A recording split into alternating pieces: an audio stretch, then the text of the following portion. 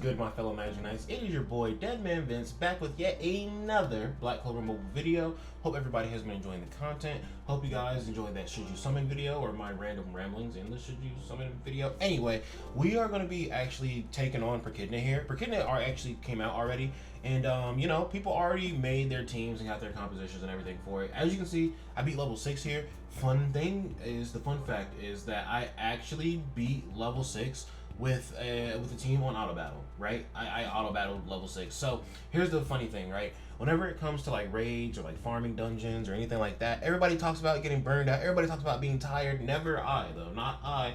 Because once I beat it the first time, I pretty much make a team that can just beat it on auto battle. So more so, I'm going to be letting it auto battle, and I'm going to be showing you guys the team that I use, talking about the team and everything, and then I'm just going to be talking about how useful they are in the actual mission themselves, and you know, each mage, how they play their part. So guys, the one caveat to this auto battle run is the fact that I am using the food that increases your HP, your maximum HP, by 8%. Now, my teams do have enough like attack power to be able to, you know, just take out the boss straight up. The one issue where they lack is their HP. I'm still working on gear sets right now, so it's just making sure that the units have enough HP to survive, enough HP to work with.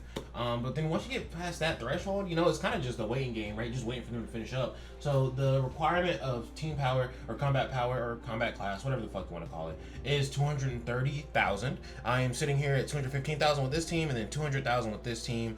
And then we can even take a look at the gear if you like. So Julius has some very like mid-tier fucking attack gear, right? Four gold star attack pieces, 2 regular attack pieces. This man still literally has a UR piece. I got some accessories on him. The accessories aren't really that important because they literally just give like defense. Yeah, they don't even give that one gives like crit rate, right? But other than that, they're not really too impressive. I guess I could upgrade them real quick, but I mean, like, do I have all the materials to upgrade them? Not necessarily. Then we come and take a look at Charmy. Charmy is going to be rocking the 4 gold star HP pieces and then the 2 non-gold star HP pieces. So this piece right here was actually a defense piece originally. I finally got an HP piece, which I've never gotten this from farm. They literally had a chest where you could select what gear came out of it, and I just selected this piece. So that is the first time ever in this game that I've gotten that like non-gold star HP piece, which is ridiculous to think about. I farmed that dungeon so many times day in and day out and literally never got the piece to drop. But I got the piece. That is what it is. That's the end of the story, right? Which is better for Charmy because now her HP is 90k, which before I think it was like 8,200 or 82,000, right? So now, you know, an extra 6,000 something, or no, an extra like 8,000 points or something like that. It wasn't 82,000 because this didn't add like a whole fucking 8,000 points of HP, right? But oh, that's crazy. It says 9/12 right here. 9/12 is my birthday. That just passed, but I always notice whenever it says 9/12. Anyway, I do need to replace this piece right here with an LR piece. Her magic attack doesn't really matter too much, but even still, it's just nice to have better stats, bigger stats, right? Then we come over to Kyoto. Kyoto is going to be rocking an attack crit rate set here. I'm not really a fan of rocking two piece. I'm just kind of using what works right now. This is my only LR accessory, and it is a defense piece, so you know that kind of hurts my soul. There is, however, a percentage like attack substat on it, accuracy substat, and then also a crit damage substat on it. So whenever I get the materials to upgrade that, I definitely will. This is usually on Yami, but I switch it in between him and Kyoto from time to time, right? And since I'm using Kyoto for this, that's who's just going to be rocking it right now. Noelle is wearing her typical 4. This is the only set that I truly consider like good, and like honestly, I don't even have LR accessories with it, so not even. But I like the 4-piece and then 2-piece set effects, right? That kind of gives Noelle HP, that gives her defense, but also still maximizing her attack by getting the extra buffs from the sets and everything. Then we come over and look at who else is here. Lotus. Is Lotus in here? Of course Lotus is in here. We got Lotus here. He's just rocking like 2-piece, speed 2 stars, speed gold star, regular speed, and then defense gold star. Honestly, I need to make some changes to this set. It really isn't as effective as it could be. I need to make that man another accessory as well. Mimosa, she's actually rocking Radiz's gear. So you might be wondering why I have attack pieces on Radiz's gear. Is because his shield is based off his magical attack. So I have the defense pieces with magical attack substats, of course. But then I also have, 2 attack pieces, because when you get into the mission and you get that extra 7% to attack and magical attack, yes, that also kind of goes into his shield as well. So just keeping that in mind. Who else are we using here? Voltos. Voltos is wearing Vange's gear. Voltos' gear is like speed based. I like to get Voltos' turn as much as possible. So the high speed gear, of course. Then we come to, I've already looked over all these guys. We did not look over Asta. We looked over everybody except for Asta. Asta is actually rocking Mars's double defense set. So 4 pieces of gold star defense, 2 pieces of regular defense with defense stat on it, and then physical attack stat on that one. I could have gone the route with physical attack on both of the subset like pieces, but like there's no point really. This man's purpose is not to do damage. He does have an accessory in every slot, so that is pretty good. When I put this gear set on Mars, he's actually at like 60k TP. But yeah, this is the team that we're rocking. Hopefully this auto battle works out this time around, because it's not always a guaranteed like win, but the first time I tried it and used the food, it did actually work out. So let's just see what we get here. So PREKIDNA is a boss that kind of like changes typing while you're fighting it, because it says red right now, but literally one mage will attack and then all of a sudden it's going to say green. Yep, and then another mage, she's not attacking, but even still, it's going to say blue the next time somebody attacks, right? So cool, right? It just cycles through. I think it, yeah, is it just cycling through those? Wow, I thought it actually like changed dependent on who attacked it, but no, it is actually just cycling through those colors. But basically, the purpose with this team right here, right? So we have Asta, who is really great because whenever he debuffs or takes away debuffs from your allies, on his skill 2, he is actually going to give himself immortality, so that makes him a lot harder to kill by PREKIDNA. And honestly, sometimes PREKIDNA doesn't even get Asta's health low enough to a point where you can even consider like he can be considered like getting killed or anything like that.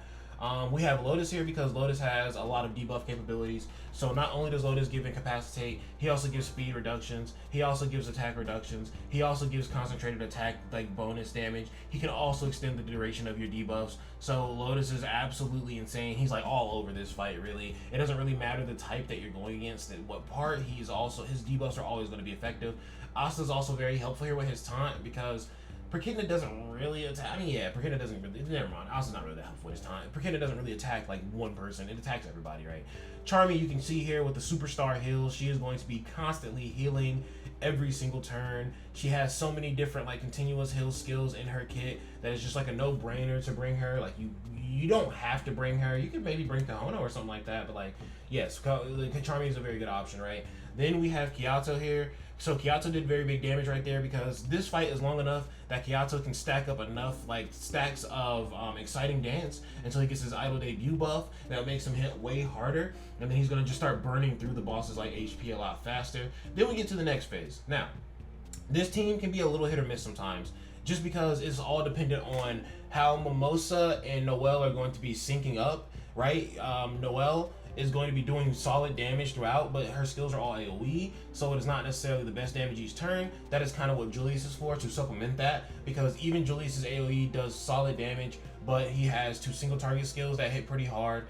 Voltos is going to be consistently boosting your speed and lowering enemies, or no, Julius is going to be lowering the enemy speed, right?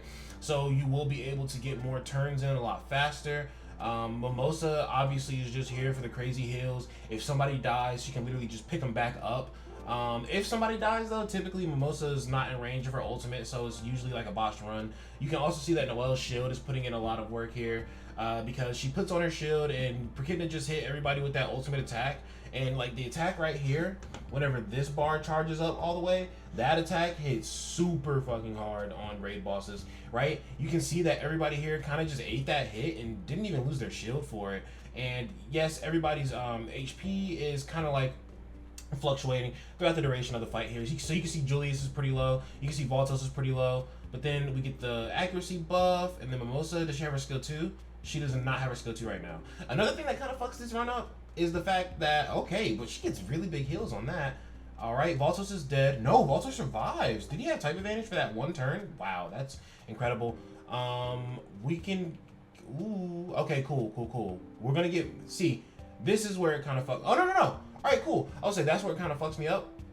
Wow, everybody died right there. But Julius comes back. Yeah, so this was a bad run, right? But basically, what the whole purpose is, you know, Mimosa can revive people. So at first, I thought Voltos was going to die right there. Voltos did not die. If he did die, Mimosa would have just picked him back up eventually.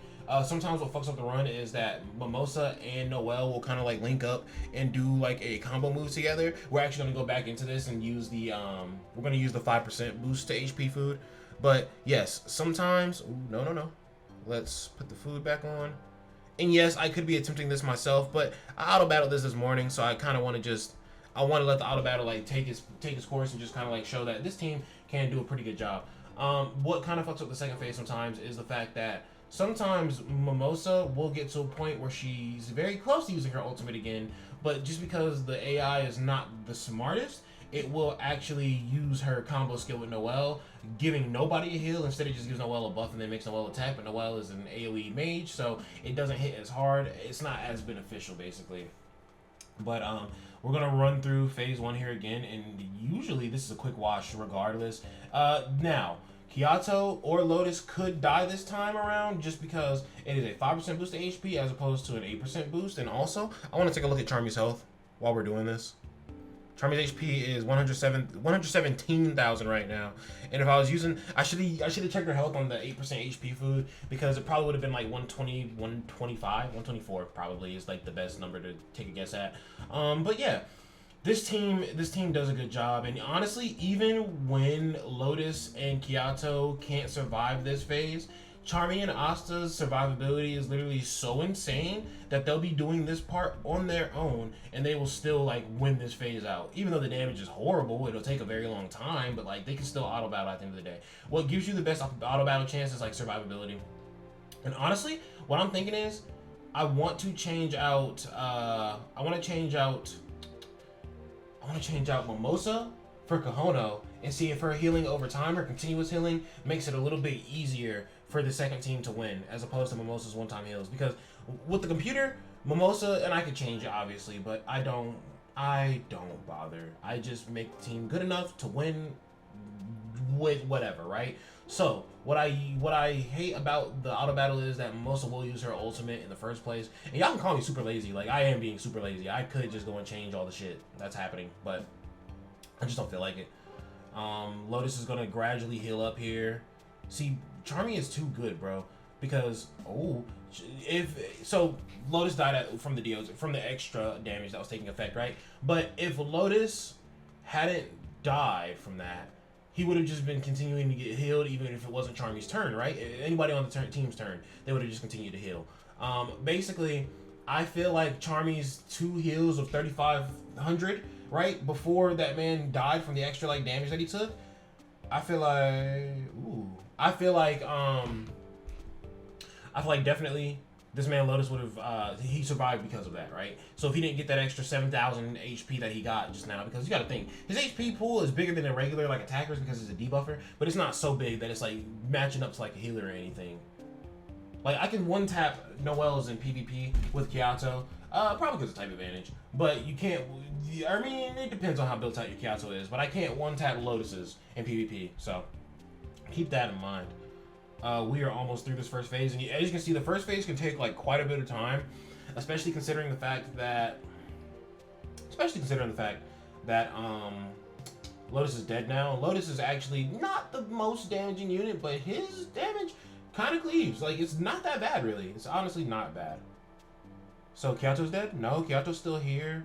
He gets one more good attack off. He has his 3 stacks of exciting dance, but I think he needs 5. Yeah, he's at 4 stacks now. So that should put him at 5 stacks altogether. It doesn't really matter. The next time he hits, he would do big damage, but it doesn't matter. Cool. So first phase is dead. Now we're back into the second phase here. And I could cheese, and I could turn off auto battle, save Mimosa's ultimate, fucking be very strategic about when I drop it, but the video's name is I auto battle PREKIDNA, so we will auto battle PREKIDNA. That is just the reality of the situation. I wasted ultimate, but it's whatever. Actually, that's not such a bad thing because it gives everybody boosted defense as well. A little more survivability in the first turn never hurt anybody. It's so easy to just like let this go and run its course, and then so cool. We got Noel's shield here, and also I was thinking that Mimosa's skill 2 would be kind of useless, but it's actually not that useless because we did actually take a little bit of damage. So giving us max HP under the shield, not a bad play. Everybody's gonna be fine. Nobody's shield is broken. Cool. But yeah, I'm just thinking Kahono because she has a shield in addition to Noel's shield, and I always pride the shield more than like big hit. Like when you have good heals and a shield in your kit, you know you're kind of OP because not only can you max the health back out, but you can also put a shield over your health, essentially giving you extra HP. Is kind of how the shield works, right? And even if you give like a shield over somebody's health, you can just heal them under the shield, and then by the time the shield is gone, their HP is just back. So, is he about to wipe Voltos and Julius here? Yes, he is. No, he's gonna wipe Voltos. No, the same thing happened as last time. Voltos is still alive. But then Noelle is going to use her combo skill. Mimosa only has a single target heal. Or no, this man is so fast that he got his next turn. All right, cool. So yeah, let's go ahead and switch out. Let's go ahead and switch out Mimosa for Kahono. I feel like this run might be a very good run. Mimosa has very big heals. This honestly, bro, people actually die on this phase right here, and if people die on the second phase, then it's typically multiple people. So Mimosa can only revive but one person at a time, right? Imagine getting Mimosa's skill to level 5, like her ultimate. Imagine getting her ultimate to level 5 allows you to revive multiple people at the same time. That would be absolutely ridiculous. But yeah, no, I have a lot of faith in this run right here. Keep in mind, we are still using the 5% HP boost food, so that is also a big component in this.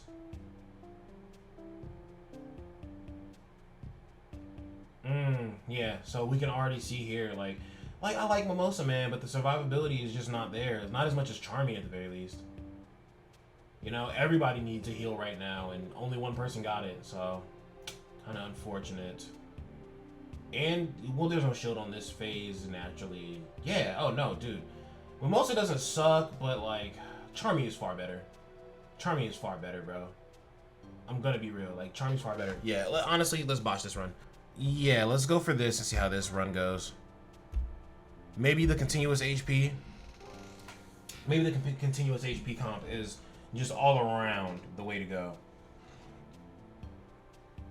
Oh man, the other day I hopped on a stream and I had read, like, I caught up in Kaiju number 8 on like the 30 chapters behind that I was, and it got so good, man. And I actually just got a notification that the new chapter dropped, and I was actually about to read it right now, but I'm going to be cordial. I'm going to pay attention to my video that I'm making right now, and I'll read it after the video. Then I'll go to work. Well, after a Chick-fil-A run, of course. Yeah, I like to eat extravagant, bro. But already, this first phase, not looking better than Charmy, but looking better than Mimosa. Kahono is good. Kahono is good. She has that shield that's very important, but I still feel like Charmy beats her out. Charmy's healing is just too what's the word I'm looking for? Charmy's heal is just too it's too overwhelming. The enemies just can't handle how much HP she's just throwing back at your team, dude. Oh yeah, that's great. I think the next phase is a definite W with this. Dude, this might be the indefinite, like, auto battle PREKIDNA 6-star, like, team, or stage 6 team, right? But I'm speaking a little soon. Let's see how this goes. Obviously, the first phase goes well when I have somebody who has continuous HP, like continuous healing. But now I have a shield in play too, so that also helps out. But next turn, was that 100k damage? Okay, Kyoto, I see you. Did he type the attack advantage head? Okay. I have no green units on this, or no green mages on this one as well. But we survived this because that shield is nice. Okay. So I kind of like soured on Kahono a tiny bit because Charmy came out. But, you know, when you're using both of them like this, it's not bad. And I'm gonna be real with y'all, bro. Kahono had the shitty gear set on. So let's see how this team does now. With Noelle's shield and Charmy's constant healing, this should go a lot differently. Because Mimosa's ultimate in the first turn is kind of a waste, you know? That's a whole revive you're wasting. Whereas Charmy's ultimate in the first turn is not bad. You're just kind of like prepping for other turns. Especially because you know, as the boss is like consistently shredding you down, every single time an ally's turn comes back, you're gonna want that consistent HP coming back. And Charmy has a chance to reload your SP.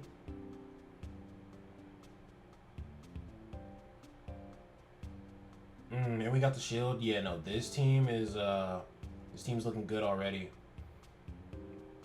Good stuff. Okay, and my second team has 2 DPSs, so a lot better. The first team only has like Kyato and who else?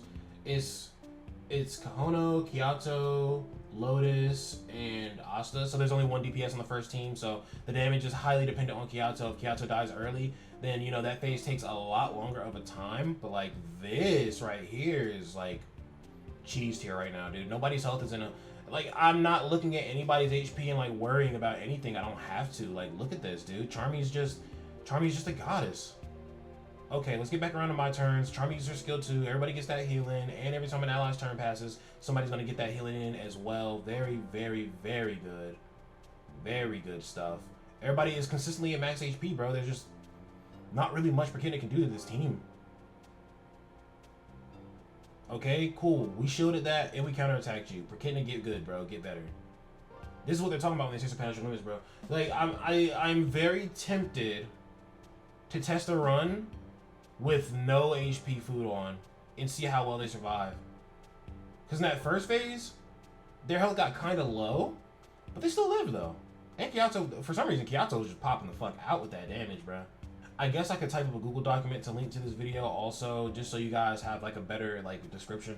Because you know, I kind of quickly talked about each one of the mages, especially while the fight was like going, you know. But with the level that this team is performing at, I feel like an in-depth description of like how well they would do is definitely like warranted, right? So maybe I work on my should you summon video, edit that up, throw that one up. Then while people are like milking in the views on that, I release this PREKIDNA video. Julius dies and comes back, it doesn't matter. Julius, out of everybody on this team right here, has the worst defense, but it does not matter because he literally has that revive. And then Noelle shields him right up. Yeah, bro, this is a guaranteed win right here. I think this is actually like a guaranteed win comp, actually. The healing, that's what it is, bro. Like, I was talking about my should you summon video, DPSs are good, but like that high sustained healing is absolutely nutty, absolutely phenomenal. You can never ever sleep on that. And this is just another like modern day example here, because yes, the shield is doing a lot of work, but the fact that like we can get the heals while the shield is up, just even more impactful. But yeah, we just auto battled level 6 of PREKIDNA here, guys, and I will go back and do another attempt without any extra food and kind of, I guess, make an update tweet or like make a pinned like comment on my shit, kind of talking about how well that goes for me. But if you guys did enjoy the video and enjoy Deadman's trial and error, then you can definitely go down below and leave a like. You can also subscribe and hit that notification bell so that every time I drop some knowledge for you guys, you can see it. Because I say I know what I'm doing in the game if I'm literally 20,000 plus under what I need for the combat power, and I can just auto battle this stage, right? So definitely check it out. And also, guys, another very, very, very, very good thing is they have reset this entire shop here, so you can buy stamina every day, you can buy gold every day. Honestly, once you get the character that you want worked on,